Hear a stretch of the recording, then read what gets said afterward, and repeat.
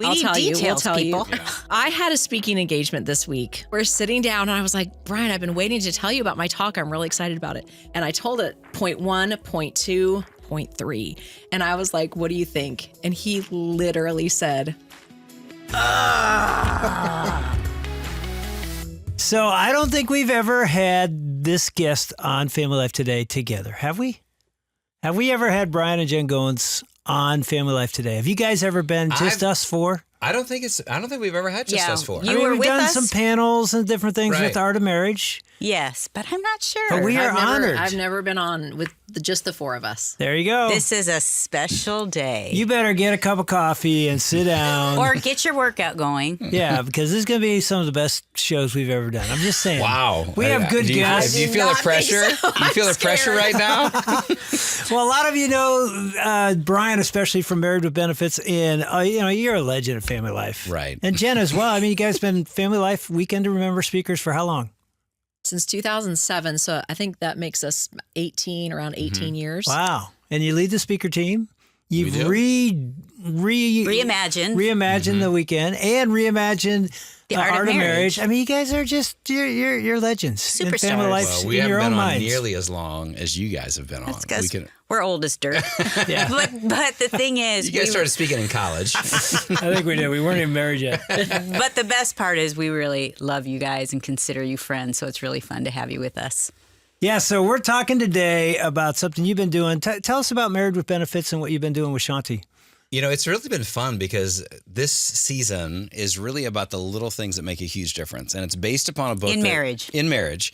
It's based upon a book that Jen got me hooked on. You love this book and you love this research. And so it's a book called The Surprising Secrets of Highly Happy Marriages. Just talk about why you loved it so much.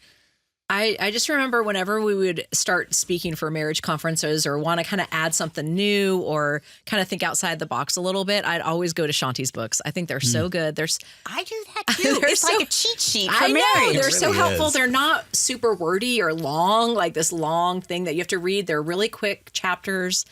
And so I would go to this, I'd be like, man, if this is true, we need to be knowing this because it doesn't have to be super complicated. It's simple. Like we can all do it. It's And not brain research-based. science. Yes, and it's research-based. So when she says she does all this research, we've talked with her about this, and I've read some of her research practices, and I'm thinking, yeah, she's just not saying this after talking to a couple people or kind of she thinks this. She knows how to do proper, real research that I really respect, and she's educated in that way and takes it very seriously. And so when I read her short chapters, I just basically copy what she says and like, hey guys, this is what Shanti says. And it's based on research. And I love that. And so I would always kind of bring these little tidbits, when you go to a marriage conference or you hear someone talking about marriage and you just like, okay, just kind of give me what I need to Yes. do. Maybe some of the why behind it. Yes. But just give me some tips. And so that's what I always felt when I came away from that book, the Surprising Secrets of Highly Happy Marriages, gives you little encouragements, maybe some of the things you're already doing. You're like, I'm doing it right. Or, man, I could do that better. And I would be more satisfied in my marriage and have a happy marriage. Yeah. So every episode is a new secret. And so we just tackle each secret. And there's 12 that are in the book, but her publisher wouldn't. She actually had 13 that she did research on, but the publisher was like, nope, we're cutting it off at 12. That's all. You know a little bit about this. Like I didn't know that she had 13. Well, yeah, that she Makes had me 13. wanna know what that 13 I And know. publishers and so do that. And the publishers do like Yep. to just say, no, it's going to be this long and that's it. And so we were able to include that as a bonus episode right at the end. So if you want to know what that extra secret is, but just some really good ones. I mean, and you got to join me on a couple of them. Go to Bed Mad. You joined me on, and I think you were on that one. Yeah, Because was. we go to bed mad a lot. And we found out that actually happy couples will Do. go to bed mad. And Yeah. that goes against, you think that goes against the scripture when Paul is talking about, hey, don't let the sun go down on your anger. So does that mean stay up and fight? And so we unpack why that Paul probably has a little bit different meaning than what you think. So And that was we've good. already aired a couple of these on Family Life Today as well. Besides your podcast, we've already aired some already. Yeah, it's funny. When this book came out, I don't know what year, but I found it too because I love Shanti's stuff. I love her book for women only, which is understanding the inner lives of your men. And I remember I read it before Anne. sort of checking her out. Like, is this woman, I'm literally running like, read this book. I did right the same now. thing. Yeah. This is totally me, and I mean, it's just, like you said, so good, so practical. But we did a series at our church on weekends called The Secrets of Highly Happy Couples. We did a marriage series, Man, you and it was unpack this? all from Shanti. Yeah, we said it's from Shanti. We tried to get her and Jeff to come. They couldn't do it. And we're like, we're just going to do this series. And people were coming up every week like, this is some of the best stuff ever. I'm like, yeah, we came up with this, Right. No, it was all Shanti stuff. So today we're going to talk a little bit about something you've already talked to her about, believe the best.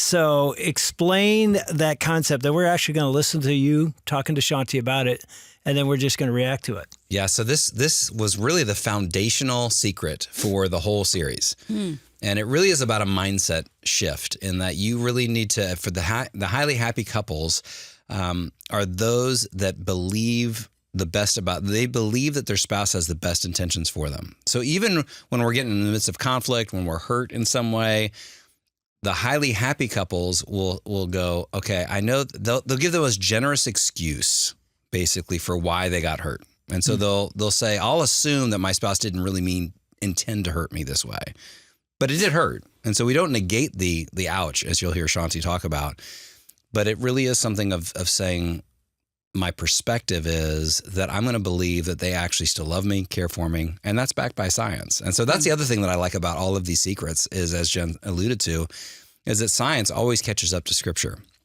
What God says to be true in His Word often have these links back to what the science shows about us as human beings. And so you think about just the way that when we try to live harmonious with each other, to live in unity with one another, how do we do that? Well, we do that with sinful people by saying, okay, I'm sure there might be some other reason behind why they did what they did. At their core, we do want to be together. And most every couple, in fact, the research even shows that 99% of couples, the spouses will really do care for one another. They really do love each other. They really do want the best. So it's like Dave, when Ann hurts you, it's not like she's hurting you because I really don't like Dave. It's just there was in that moment, there was a frustration, but at her core, she loves you. She wants to be with you. She's not planning to leave you anytime soon.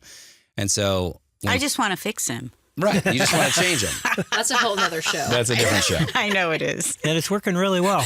So that's what this one's get it. about. And Shanti does a great job of just explaining some of the research. And Jeff's on for this one as well. And so you'll hear him talk about a really funny experiment that I would have loved to have been a part of. So you might want to tune into this. So basically, what we discovered is that the happiest couples choose to believe the best of their spouse's intentions towards them, even when they're legitimately hurt, right? Like everybody gets hurt. Yeah. The issue is what we choose to believe about it, because our natural human tendency, if Jeff does something that hurts my feelings, not that, you do anything, honey, to hurt my feelings, but everybody looks good from a distance on Zoom right now, but it's like we know that at home. We know that all of us hurt each other's feelings. And here's the natural thing that we all do naturally. We say and think to ourselves, like, if he hurts my feelings, it's kind of this ow. And there's this subconscious feeling like, he knew how that would make me feel and he said it anyway, right? And what I'm believing, if you translate that, is he doesn't care about me, right? Like that's what that translates to. Or, a guy version of that might be like, ow, like nothing I do is ever good enough for her, right? And you're believing she doesn't appreciate me, she doesn't care about me. What we found with the happiest couples is they had the same ow, they had that same reaction. And then they went, no, no, I know he loves me. I know she appreciates me. So they must not have known how that would make me feel, or they wouldn't have said it. And they switch it, not to believing the best of what the person did, because it was a legitimate hurt, but to believe the best of their intentions towards them. And is this just thinking wishfully, like, they probably did, or do they actually believe that? So what we found is that this isn't just wishful thinking, because in the vast, vast majority of marriages, this is one of the most encouraging parts of this whole research project. even in the most difficult relationships, who are like the closest to shaking apart, the vast majority of us deeply care about the other person. We deeply care about our spouse. But if you want a happy marriage, you have to let yourself believe that. Yeah. I mean, the numbers for this were absolutely staggering. When I was looking at the data, amongst the highly happy couples, the percentage who know that their spouse, kind of does care about them, even when it's painful, the happiest couples, that was 96%, Man. right? The so-so couples, that was only 59%. And yet the percentage who actually did care, the spouse, what the spouse actually said, was almost 100%. It was like 99.26 or something. Yep. So if you want a happy marriage, what you're actually doing is you're choosing to believe the truth rather than a lie. Wow. And why is that significant, Jeff? You guys had a pretty intriguing study in this chapter in your book. Does that really make a difference, like when it comes down to it? Yeah, that's fascinating, Brian, that you ask. And I would say that one of the things that we hear often from people is look, I can do this, but if my spouse won't do this, then, kind of what's the point? It takes two, right? Yeah. And in this particular circumstance, and with a lot of these, if just one of the members of the marriage, of the relationship, practices them, it has a profound impact. So when we were doing the research, we found this study that was put together by a professor at the University of Maryland. And, and I have to say, I love studies where they involve college students as part of the experiment, because for $20, they'll subject themselves to pretty much anything. Right. And in this, you got to pay for that pizza. Yes. In this particular study, they would have a subject, a student, who was seated in a chair, and then this student was hooked up to all of these different biometric measuring devices. So they would be measuring their respiration rate, their pulse rate, their blood pressure, their, a number of them. And that wasn't all. They were also hooked up to this cable that was then run across the room, and it disappeared behind a partition. On the other side of the partition was a little device with a red button on it. And when the red button was depressed, it would send an electric shock through that cable to the student subject sitting in the chair. And then it would register in all of these biometric devices, what was the impact of that shock on their bodies. So just to be clear, the study is we're gonna shock some people. Yeah. Like, would you want to be a part of that? $20, man. $20. Ethical, right. It's college. It's all right. That's right. But here was the variable. They were the person sitting in the chair was told one of three things about whoever it was behind the partition pushing the button. In one instance, they were told that the person was pushing the button, knew it was going to administer a shock to the person on the other side of the partition, but they were also told that it would help that person win money. So the person getting shocked would win money. So it was sort of a good intention, right? A good intention. Yeah. In a second instance, they were told that the person behind the partition hit the button, but they didn't mean to. It was on accident. Mm-hmm. And then in a third instance, they were told that the person knew that this button would administer a shock and thought it was kind of cool that they got to do this. So more the masochistic type person. Yes, there we go. Absolutely. Okay. So in all three instances, the shock level, whatever you want to call it, was exactly the same. In the case where they thought the person was doing it on purpose for no good reason, it hurt a lot, and it registered on all the devices as hurting a lot. Mm-hmm. In the case where they thought it was done on accident, it actually hurt less. Wow. And it registered less. And in the case where they thought the person was doing it for a benefit for them, it hurt significantly less than the other two. And that is The shock was exactly the same. The only thing that was different was the perception that the person had about the person administering the shock. So what Shanti has been saying earlier is what I believe about her intentions, my spouse's intentions, matters on what I feel as a result. The pain is there. The ow is there. Like Shanti said, the ow is the same. But the magnitude of it, it depends entirely on what I believe about my spouse. Well, I want that button. That's For all I who, was Dave? thinking. I'd love to be on the side where I get to push it. And anyway, that is really interesting. Fascinating.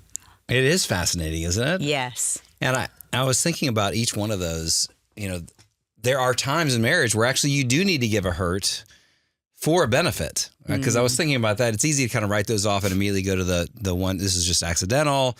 But Well, wait, what would be an example Well, of like that? Proverbs 27:4 talks about how faithful are the wounds of a friend. Mm-hmm. And there are times where we do need to wound each other for the benefit. I remember early in marriage, Jen would say, you never can say you're sorry. To which I said, well, we learned at the Weekend to Remember that you should never say always and never. Never, ever. Never, ever say that. So whatever you said right there doesn't really matter. But she's trying to help me actually become more like Christ in that moment. And so there are shocks that are for the best of our intentions. But then but most of us, that it's like we're talking about the ones that we get hurt on a regular basis from each other, whether it's saying something short, whether it's just being irritated, whatever it might be. And our mind will go, well, they said that because they don't care about me. They did that because they don't really like me in that moment.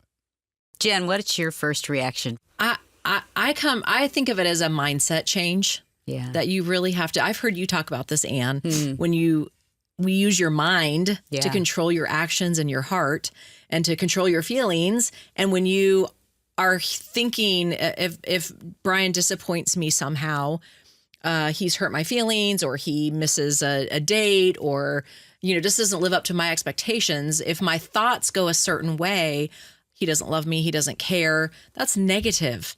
That is negative towards him. It puts me in a bad mood. It puts me in a wrong place. Instead of, I want to believe the best. I want to believe the best about him. So to me, it's like the first thing I think of is, I want to control my mind. I want to do a good job of thinking the best about him too, as far as I know that he cares about me. Like Shanti said, in most of our relationships that we have, our spouse does really care about us. It's just figuring out how to think the best about them, because they're always going to disappoint us, and there's always going to be mistakes made. I think that is so hard. Like if you naturally have just gone, like that's what I did for years. I've just naturally gone down this path like, well, there it is again. Yeah, one of the things that struck me, and that's the first time I've heard the clip. Not that I don't listen to you guys all the time. I was going to say, wait, why aren't you listening Just like to this, you Dave? listen to us all the time, I'm sure. Every day. Was something that is a reality of all of life, and she just said it and moved on. And I don't think we appreciate it, especially before marriage, but then after marriage. She made this statement: everyone gets hurt. Yeah. Boom. That is something I don't think, especially as we walk into marriage, we expect at the level that it actually happens. Yeah. I mean, I do weddings. You've done weddings. As the officiant of a wedding, you want to tell them today, hey, I just want to give you a heads up, but you can't, because you're going to ruin their day. So you just but everybody that you're looking at sitting out there is just snickering a little bit like, yeah, wait till they find out. Right. How hard it's going to be. And then it's like, what do you do after you get hurt? Yeah, and that's what where, are you going to believe about it? That's exactly it. It's like, that's where Shanti says you have one of two choices: believe the best, believe the worst. Yeah. And I think naturally, at least for our marriage, it often was believe the worst. I did for I'm sure. at work and a meeting goes long and I'm supposed to be home at whatever time, and I'm 30 minutes late or even 20 minutes late or an hour late. I walk in the door. For many years, it was, she's mad at me because I chose, and it's believe the worst. And I do the same thing. Why? You said, rather than going, I'm guessing something came up. Right. I know you love me. I know you wanted to be here on time, but you're not. I'm believing the best. It was so easy to believe the worst. But when it happens over and over and over, you come to the conclusion, well, he really doesn't care. Yeah. I think that's the biggest difference is just when you think about the science of it, and we're really looking at it, what I loved about this whole series is that we're trying to learn from those that were doing it really well. It's like watching, it's like, I know you had plenty of football players on your posters on their wall about who you wanted to be like, Sure. who were Roger Staubach, baby. Yeah, you were going to throw just like Roger. I was going to play basketball just like Michael Jordan, and that was the poster that I had on my wall. And so I didn't go.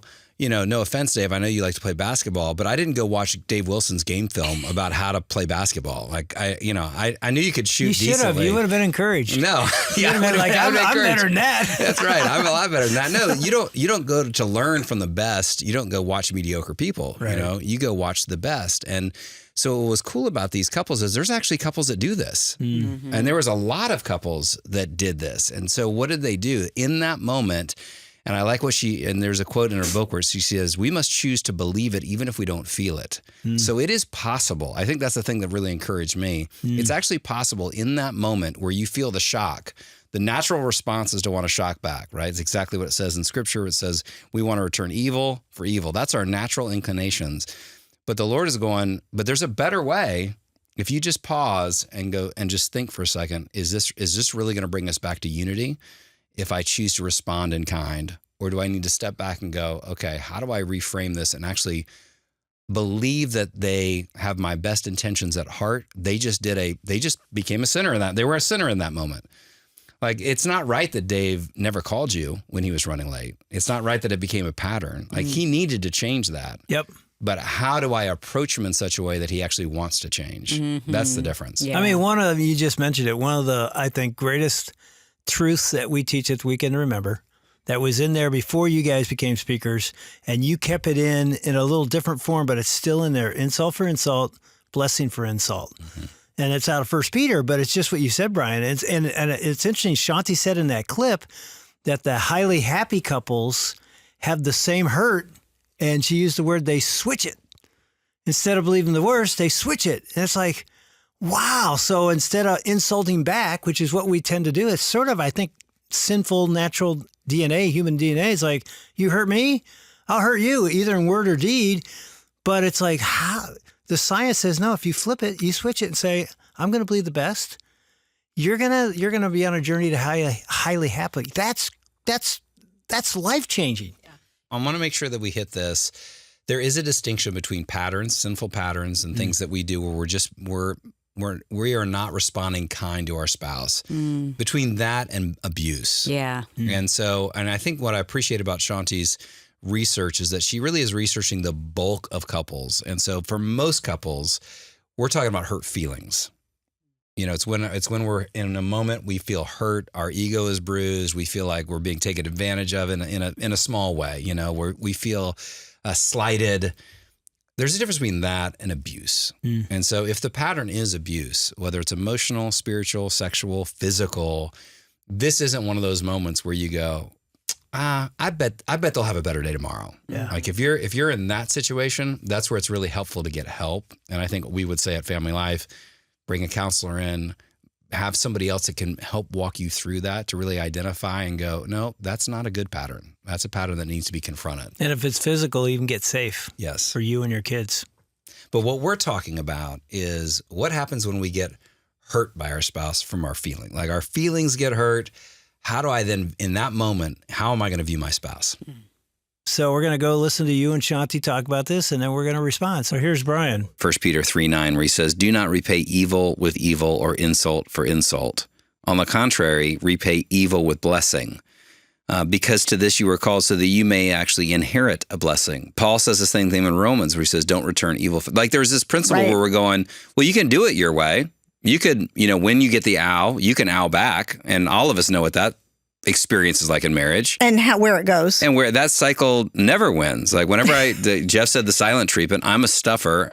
When Jen and I are in an argument, I just retreat. And it's not like I roll tape back on that argument and go, that really helped her come around.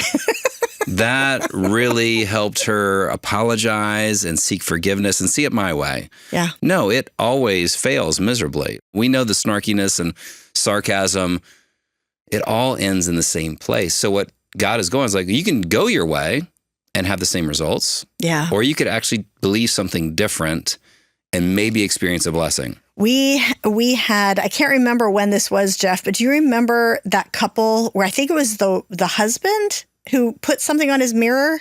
Mm-hmm. Was it the husband? It was the husband. Bathroom mirror. He said he heard us talk on this topic at a marriage conference. We did, because this is one of the talks that we often do at a marriage event.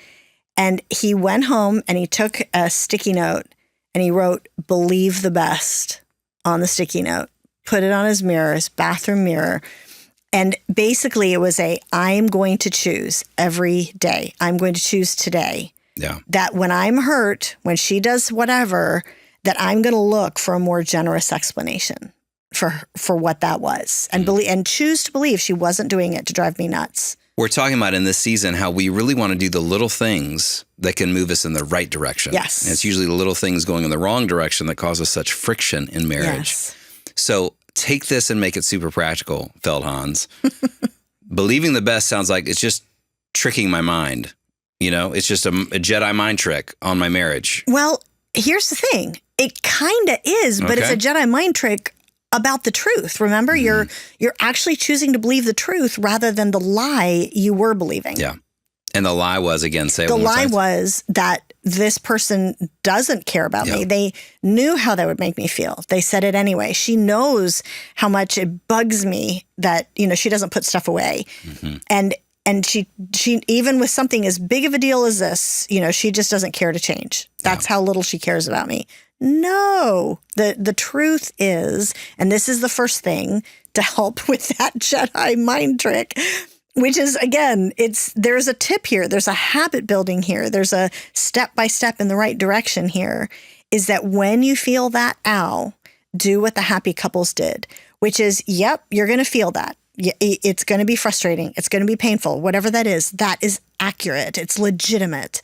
But then ask yourself, what is a more generous explanation? Is it that they don't care about me?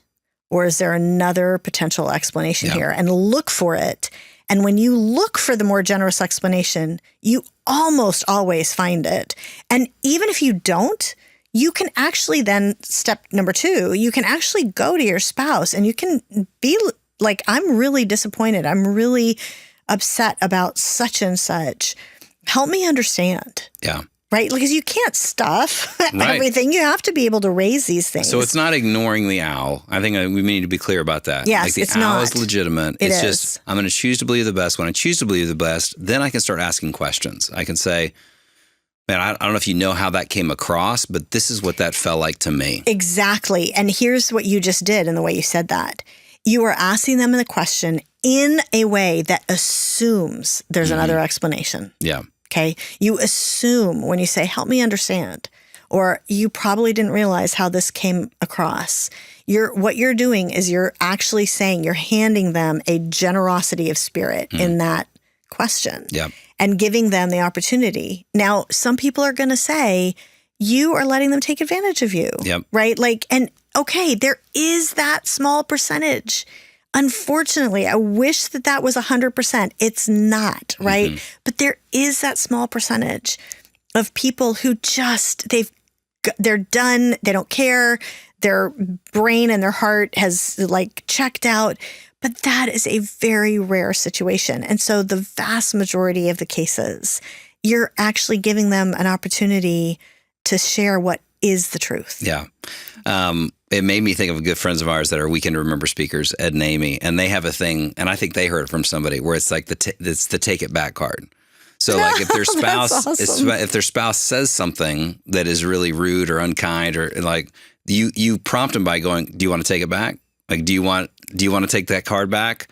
So it just gives them that, and it's kind of funny. It's like, yeah, I do want to take it back. Or can we start practicing that, Jeff? Yeah, would that be okay with you? Because that would really work. Yeah, no, I need that take it back card. I actually said something yesterday right before I came here. I think I hurt his feelings. I'm like, dang. Right. Yeah, take it back. And maybe you just be the one to say that, even because I think most of us know right when Bruce says, I'm giving myself another opportunity to serve you.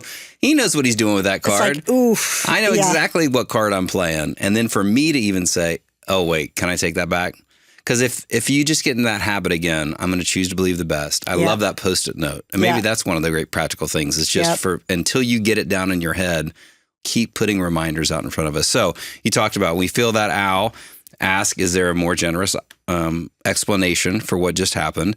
If it hurt, assume it wasn't because of the worst, right? Right. And you can now ask them. Right. Like that's actually step 2 is actually pretty important. If there is something that needs to be addressed, that's when you go, well, you may not have realized how this came across, but, or help me understand such and such. What are you going through to have you treat me like that? Right. Like what's going on in your mind right now? That could be it too, right? Like that really could be. And then the third thing that I think is actually important is overall recognize in how as you're learning this, especially as you're choosing to try to believe the best, even when you're hurt, recognize that how you are treating your husband or your wife in that, try to be kind. Yeah. Jeff was reminding us of this quote that's attributed to Plato or Aristotle or a Scottish philosopher named Ian McLaren. Like it's attributed to a lot of people. But I saw it on the back of a T-shirt. Abraham Lincoln, I'm sure. Yeah, I'm sure. Yeah. I saw it on the back of a T-shirt a number of years ago, and it says, "Be kind, for everyone you meet is fighting a great battle." And the reality is, you would want your spouse to believe the best of you. Yeah. When you're in that, when you're like, oops, take it back, I didn't mean to hurt your feelings. You would want them to believe the best of how you feel about them. Yep. Well, give them the same grace. Yeah. I mean, I just want to go home now and live it. It's honestly just hearing that is just like, okay, believe the best on the mirror. That is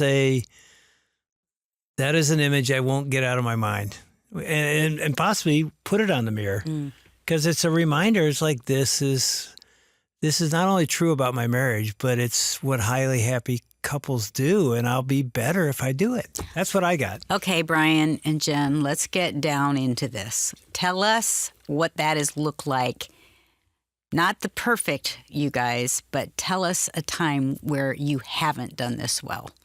Where you haven't assumed the best. Well, we haven't assumed the best? Yeah. Totally in the beginning of our marriage. You did. Yes, because he had the same problem that Dave had and that he would come home late all the time. Dave passed it down to me. Yes, and I would be so angry and so hurt. Did you have kids? Yes. Yeah. And that was part of it. Is because I wanted a break. I needed him home. I had made dinner and he was late. And sometimes it was work, and maybe I could understand that. Sometimes he was playing racquetball, and that ticked me off. Yeah, Dave was basketball or softball. You can't hide that. Like you don't come in with your sweaty clothes and go, "Yeah, I'm sorry, I was late. I had this thing at work." And it's like, no, wait. And you've got spit up on your shoulder. Yes. You've eaten mac and cheese for the 4th time that week. You haven't had a conversation. How long are we going to talk about this? Haven't showered in a week. Keep moving on. Anyway, the poor mom. No. So I did not believe the best. I mean, what'd you say? What'd you do? And what did you think?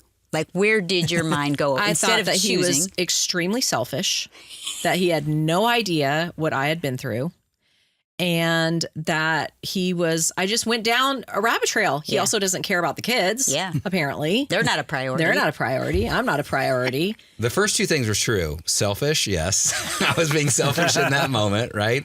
And what was the second thing? The second thing you said was, that I don't know what's really going on with you. Because I think that's really what happens with a lot of us is that we are just in our own heads and we're not really understanding the impact that we're having on our spouse. Yeah, like he doesn't see me. Right. He doesn't care about me. Yeah. But when you go down to that third level of he doesn't care about me, that's where we get into trouble because that's usually the level that comes out when I now confront the situation. Like it's not, hey, do you understand what's going on in my life right now? It's not asking a question. It's not any of that. It is you come in the door and it's like, you don't care about me? Like, do you not see what's happening? Do you not, and it's accusatory, it's negative, it's or cold shoulder.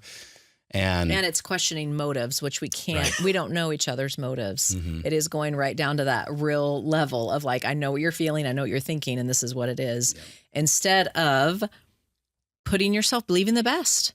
Maybe he was playing racquetball, but he had a stressful job.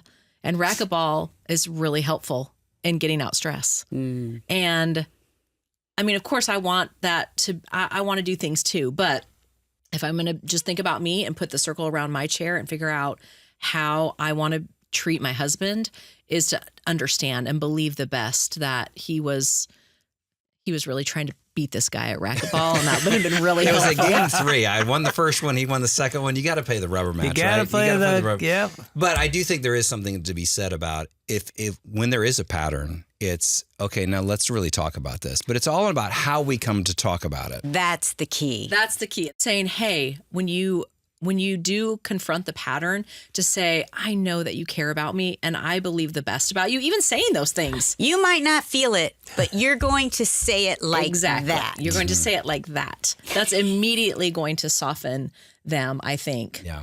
For the most part. And I would wait for the opportune time, because right when they walk in the door, that is not what you probably want to say. So wait for a time that you can both listen, you've eaten, maybe not right before you fall asleep. Pick the time. But you're right. Choose a good time and then say it. Just like you said, Jen. I liked how you said that. So it sounds like it's pretty perfect now for you guys. I asked her, I was like, are you going to say what happened this past weekend? Because there was, Yes, you are. This you is have the to whole now. thing where it's like everyone gets hurt in marriage and it doesn't stop. Like our illustrations aren't all in the past. Wouldn't that be nice if they It would were? be nice if all of a sudden we had graduated sanctification, that we just are at the level of Jesus and that's how we treat each other. But instead, my sin comes out on a weekly basis, on a daily basis. The pain and hurt can still be there, but I do feel like this past week, which actually was 2 days ago, we got there a lot we and underneath it all, even though I was pained and Wait, sad, we need details, people. Yeah.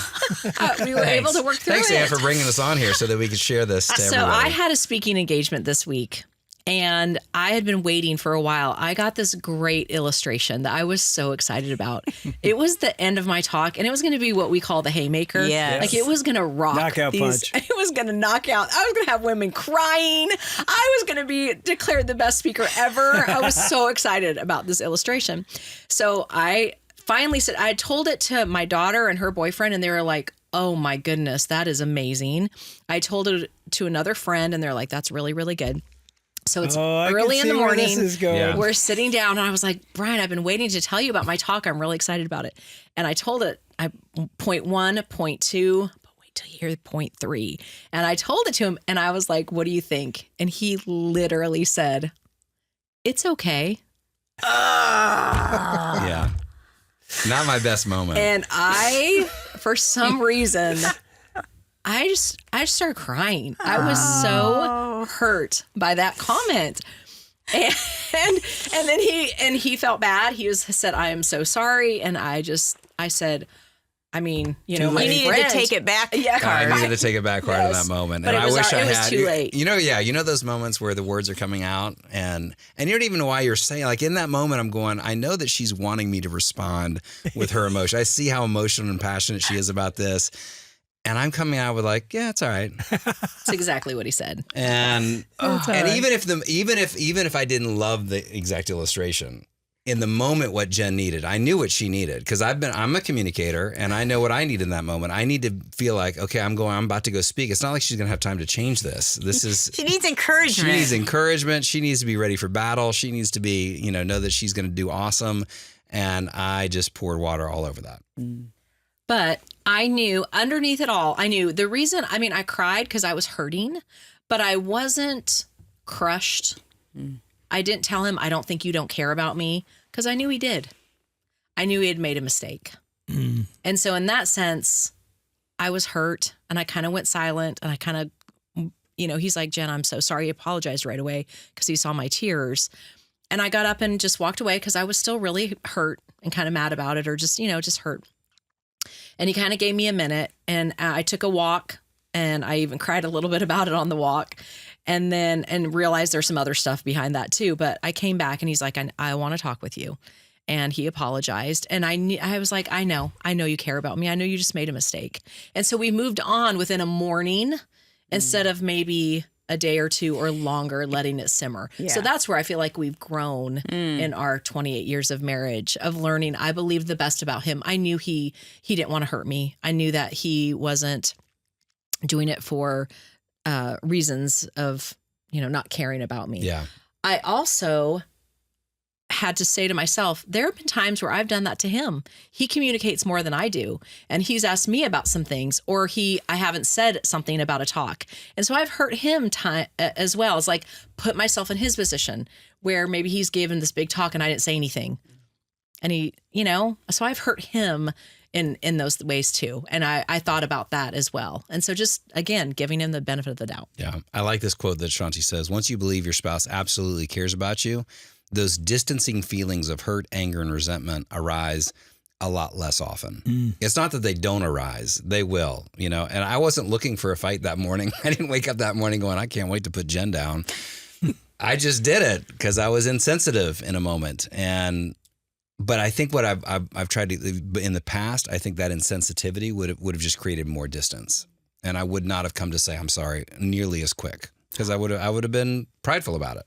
Well, take us back, guys, because I think all of us are saying, so Jen, you got to the point, you're taking a walk. You could have chosen, as you had in the past, to think the worst.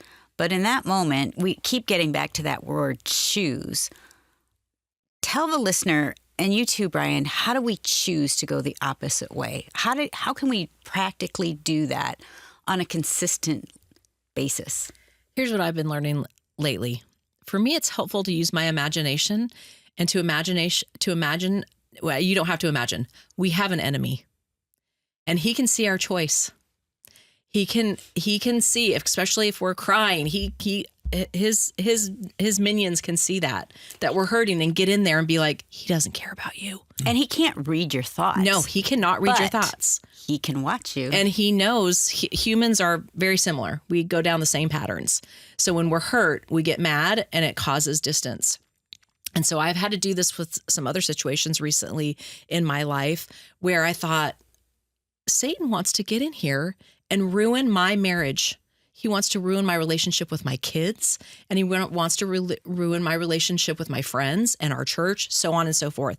So I think to myself when and this has happened a couple times on a walk, where I think, no way, I'm going to make a different choice because he's not going to ruin my marriage. This is something good in my life and I don't want it to be ruined. So I can go down that thought. I can go down that path, as you say, and go home and yell at him and be frustrated and give him the cold shoulder and treat him. And next time he does a sermon, I'm going to say, that was okay. I could do that. But what's that going to do? Who's going to win? Not my marriage. You know what I pictured? I pictured you walking and putting on your armor and putting on the helmet of truth, because we have a choice and you chose to think the best instead of going down the path of, if we don't armor up, I like the idea of putting on armor. Yeah. That's the good. Breastplate of righteousness. I even like the fact that... Wait, is it the belt of truth? It is the belt. The helmet of salvation. Yeah. That's right. Mm-hmm. Let me say that again. You're on a roll. What you did was you put on the belt of truth. And when we put on the whole armor of God, we're protected and we can go in the right direction.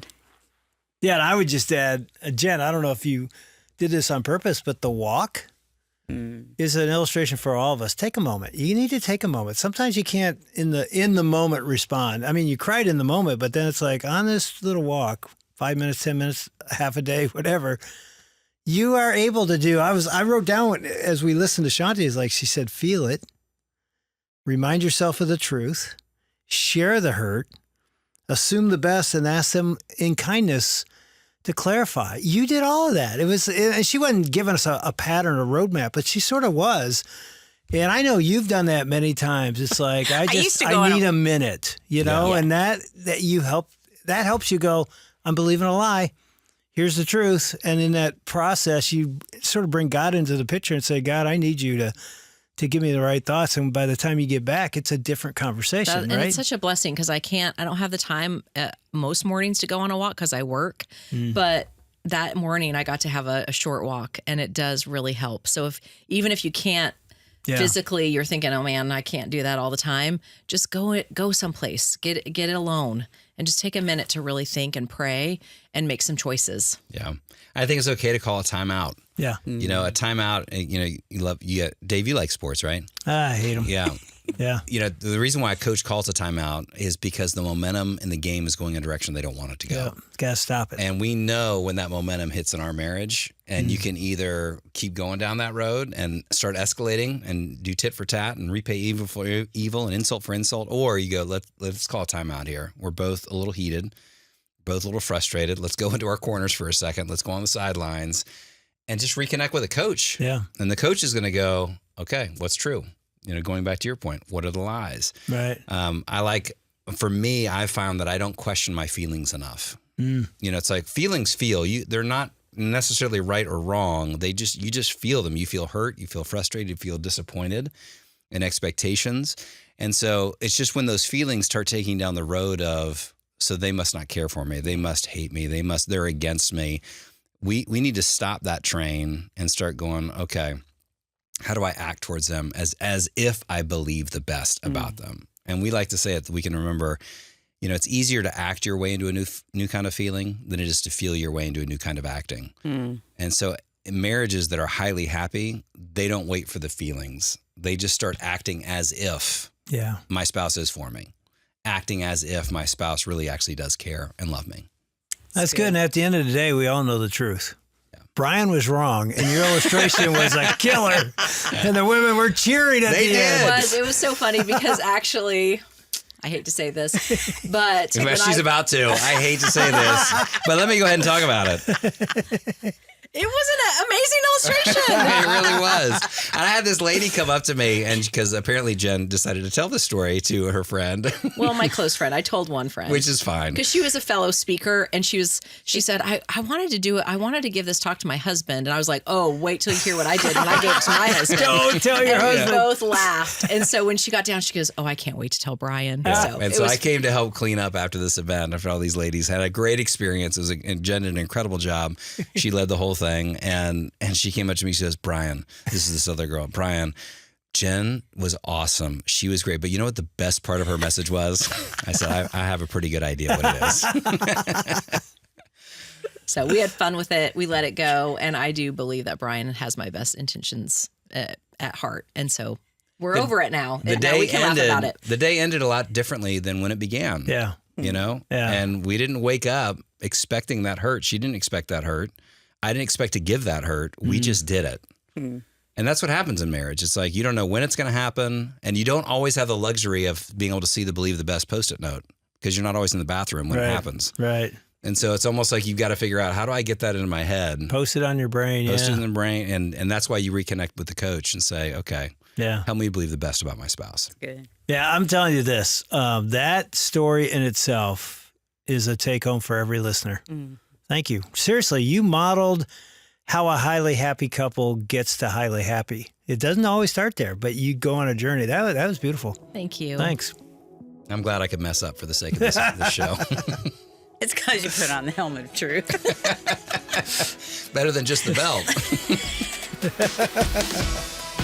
Thanks for watching. If you enjoyed that interview, you don't want to miss any. We upload these every Saturday. You need to subscribe and you won't miss a single one. So subscribe now and we'll see you next week.